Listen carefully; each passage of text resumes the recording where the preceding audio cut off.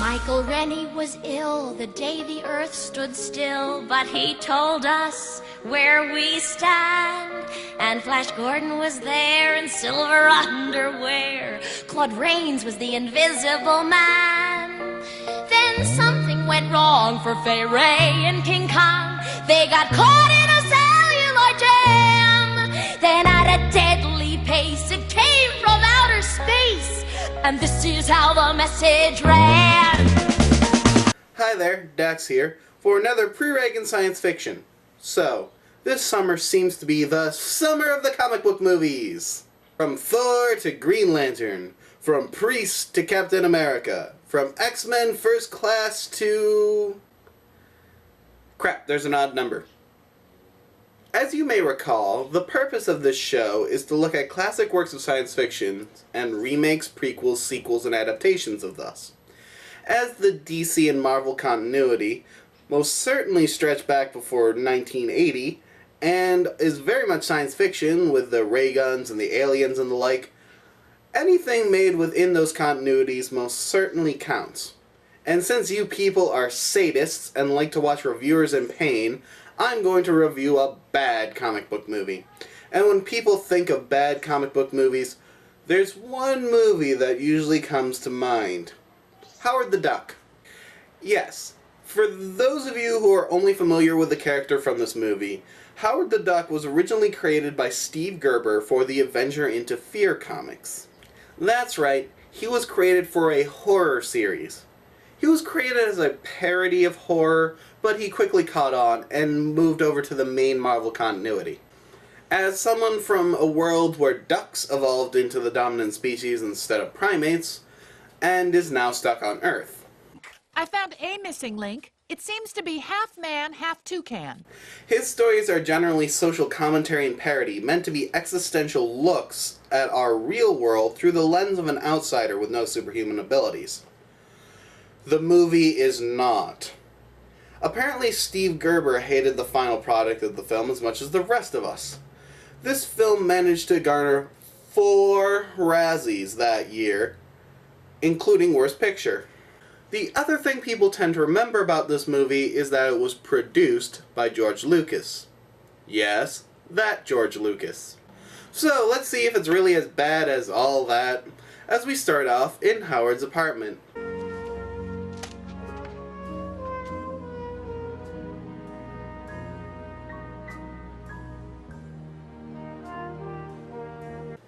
Wait, his name is Howard T. Duck? That's ridiculous. That'd be like a person being named Person Colby Cheney. Wait, that's a real name? Oh, well, go on then. I hope you like duck puns, because we got a lot of them. In fact, Howard comes in and pulls out a copy of Play Duck. I'm assuming to read some science quack fiction. He flips open a duck centerfold? Did I mention this movie's PG? But suddenly, Howard in his chair starts shaking, and he gets pulled violently through his apartment building, giving us another look at duck boobs. In love. She really seems pretty fine with a guy just flying through her bathroom. Howard then continues on into this crazy space portal, his chair burning up but nothing else, where Carl Sagan here gives us the setup of the show. What is, what was, and what will be start here with the words, in the beginning there was Howard the Duck. Gee, I must have misread the Bible. Anyway, Howard crashes to Earth, but don't worry, he's perfectly fine thanks to a lazy boy in an alley. We don't like ducks around here.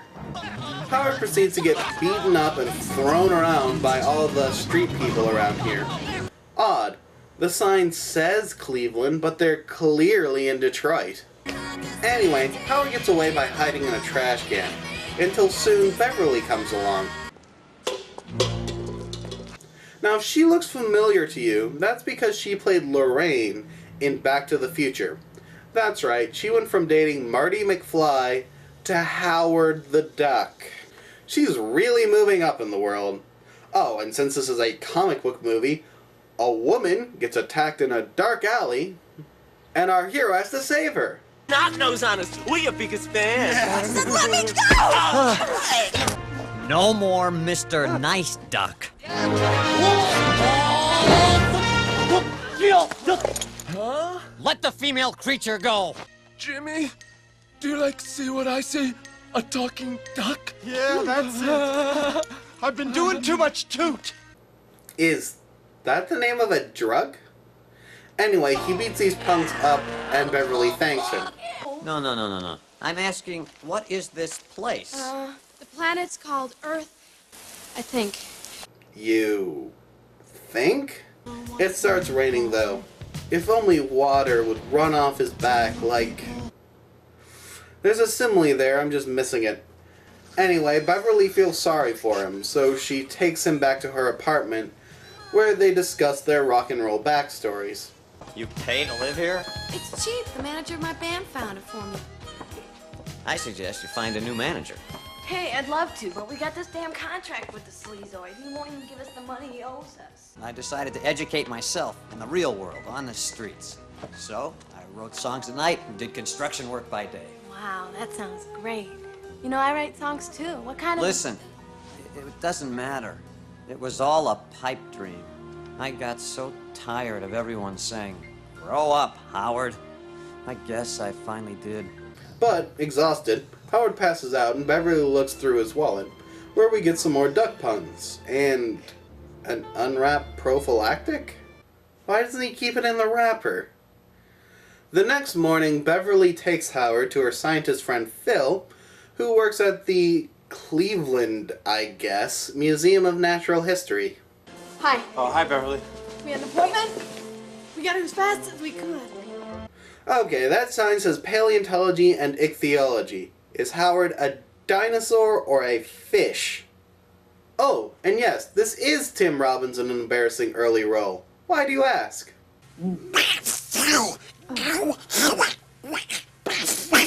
Undoubtedly, one of Earth's greatest minds. Let's see if subject has any abilities we don't have here on Earth. Any, shall we say, superpowers. Howard! Can you bend this? Get it? This is a movie based off a Marvel comic book hero, but he doesn't have any superpowers. Get it? Laugh, damn you, laugh! But Phil soon shows his true colors, as he really just wants to get rich and famous off of Howard. Symposiums to give, lecture tours. Howard, we are on our way to the Science Hall of Fame. Look out, Darwin. Look out, Einstein. Hello, Nobel Prize. After Tim Robbins embarrasses himself a little more, they find out that he's not actually a scientist at the museum. So, Philzy, you a scientist or a janitor? I am a lab assistant. That's terrific. Yep. Just perfect. I'm out of here. Look, it's just a temporary job until I finish school and get my own museum. Why didn't Beverly already know that? But this is the last straw for Howard, and he leaves. Leave me alone. What? I don't need any more of your sympathy, your charity. Okay. Okay, fine. I mean, I just found something. Huh? I mean, somebody in a pretty weird predicament, and I was trying to help. Mm-hmm. That's the way you want it. And so long, Ducky. Don't shed any tears over me, Toots. You can wallow in your own self-pity. Right. Well, who needs you? I don't need anybody. Yeah, right. Wow, the end of the second act came really quickly in this movie. So, after leaving the only person in the whole world who knows him, Howard decides to get a job at Lava of Love? I'm on my way. Towels, lotions, antibiotics. PG, before 13 existed. Those were better days. Must be mating season. But seriously, what the hell is this place? A spa specifically for people to have sex in? Do places like that really exist? Anyway, Howard quite quickly quits the job. How am I supposed to run a class? Guess I slipped. Just came by to tell you. I quit! Thanks for wasting our time, movie. So Howard walks about, dejected.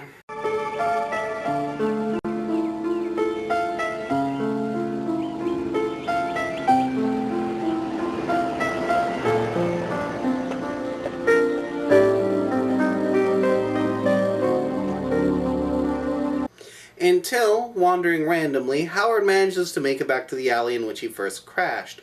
Thankfully, the anti-duck crowd isn't around, and the Wild Cherries are performing next door again. So, Howard goes in and meets up with Beverly's manager, named Ginger, and beats him up to get the girls out of their contract. No earring in your other ear? I'll just make the hole myself. No, please, man, don't, man, please, don't. The money. Sure, here, take the money. Take it, it's yours, take it. And you're no longer their manager. Listen, okay, everybody in here is a witness. I am letting the girls out of their contract, okay? Tell your goons to stay back. I'm warning you. Stay back, Richie. I bite your face. You're a dead man, Ginger. What are you talking about? Space rabies. Best watch out for that, it'll turn you into a vampire zombie. He then goes backstage where he and Beverly immediately make up. I was worried about you. I missed you. Listen, I'm sorry we fought. You're the only friend I've got here. And another subplot quickly resolved. Speaking of, Phil shows up. Hi, sorry I missed the show. I came to watch you undress, though. And brought a pizza. Howard! And says that he might have an answer for how Howard got brought to Earth. But first, Howard and Beverly have to go to bed. I've got to get back to my own kind. Although, I have developed a greater appreciation for the female version of the human anatomy. Howard, you really are the worst. Is what's happening here what I think is happening here? Okay. Let's go for it, Mr. Macho. All right, but you're so damned ugly. Thankfully, there's no interspecies erotica, as Phil comes in with his astrophysicist friend and his boss, Dr. Jennings, played by Jeffrey Jones, who decided to start looking for Ferris Bueller in space. I can explain how you got here. They explain what brought Howard to Earth on VHS, with a top-loader VCR. Timeless. On that night, we were initiating our first full-scale test of the laser spectroscope. This was shot during the experiment. Partway through the experiment, there was a deviation, and we lost control of the laser spectroscope. What do you mean, lost control? Some unknown force was redirecting the laser beam from its original target so that it hit your planet instead. When the beam hit, you must have been caught up in a massive energy inversion which literally dragged you through space back to the power source here on Earth. So they say they can send Howard back the same way, and he and Beverly have a sad goodbye. What's this in my bed? Souvenirs? I'm gonna miss you a lot, Ducky. Bev, I don't belong here. You know I've got to go. I guess we've reached the end of the second act. Again! But when they get to the lab, something seems amiss.